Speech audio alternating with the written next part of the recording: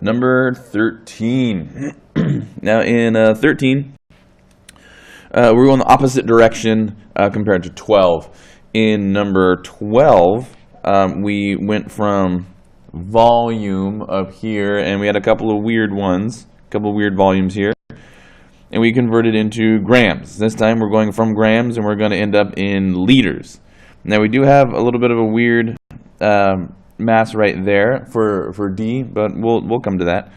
We're still going to use the same types of conversion factors. We're at STP, so that means that we can use standard molar volume,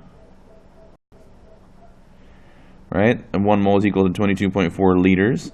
So what we're going to need is the molar mass of each of these species. So you'll need your periodic table. First thing that we want to do in order to use a standard molar volume into a volume, right, in liters, is we need to be in moles. We can go from moles to liters, but not straight from grams to liters. So we need to get rid of grams, go into moles. Then once we're in moles, we can convert out of moles and into liters. We know that for every 1 mole of gas at STP, there are 22.4 liters. For every 1 mole of O2, there are 32 grams. If you don't believe me, check your periodic table, and you'll see that oxygen as a molar mass.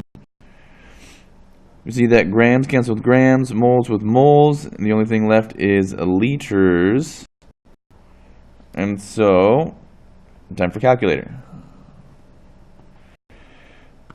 8 times 22.4 divided by 32. We still need 3 sig figs, so I'm going to add a 0 there. 5.60 liters of O2. Remember, we want 3 sig figs there. So we'll be adding a 0. That 0 is significant because there's a decimal in the number. B. Again, we want to use the molar mass, which is grams per mole. And then standard molar volume to go from moles to liters. I know that for every 1 mole of a gas at STP, 22.4 liters. For every 1 mole of CO, right, that's 12.01 and a 16. That's going to be, what's that, 28.01. Grams cancel with grams, moles with moles, and liters the only unit left. Time for calculator. 3.5 times 22.4 divided by 28.01. 3 sig figs, 2.80. Boom. Easy enough. Let's get up a little bit here.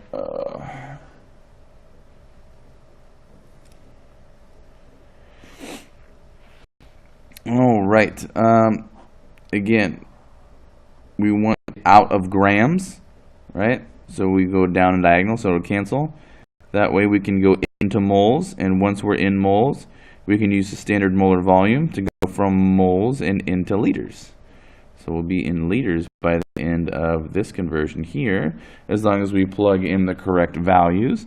And the values are such that for every 1 mole of a gas at STP, there are 22.4 liters. And then for this species, looking at the periodic table, sulfur, 32.01, and 2 H's,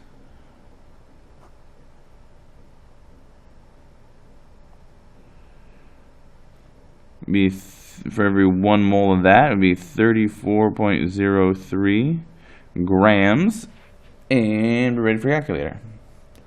0.0170 times 22.4 divided by 34.03. So we're looking for 3 sig figs, so that 9 is going to turn that 1 right there into a 2. So again, you can report this in standard notation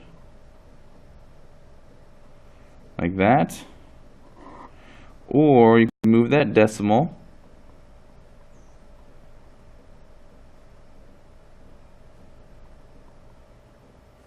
and report it in scientific notation. This question doesn't specifically ask for one or the other, so it's up to you, right? Your preference. I know your preference is to just not do the problem, but that's not one of the options. All right, so for D, we're starting with kilograms, not grams, and so we're going to have to convert out of kilograms and go into grams so that we can convert out of grams and into moles, so that we can use standard molar volume to convert out of moles and be in liters.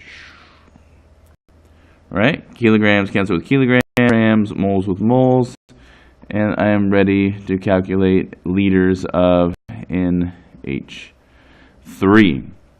Now, for every 1 kilogram, there are 1,000 grams. For every 1 mole of a gas at STP, there's 22.4 liters. And nitrogen, looking at the periodic table, is 14.01, and there are 3 H's.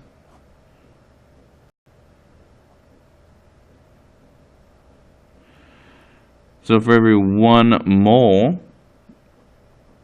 of that substance, ammonia is what it's called commonly, there's 17.04 grams. And calculate.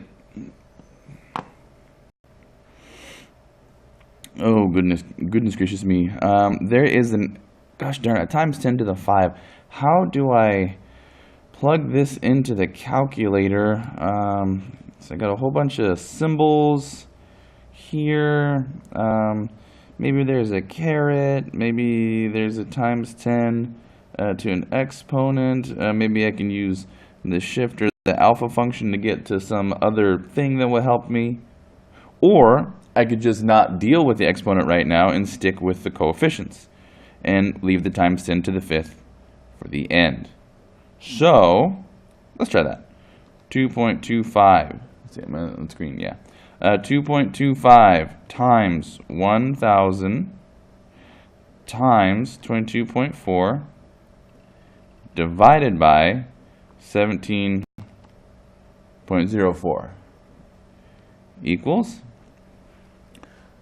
And so, just to give myself some space here, I'm going to write this down. Let's see. I want, how many sig figs am I using here? 3. Still using 3. So that'd be right there. That 7 tells me to turn that into a 6.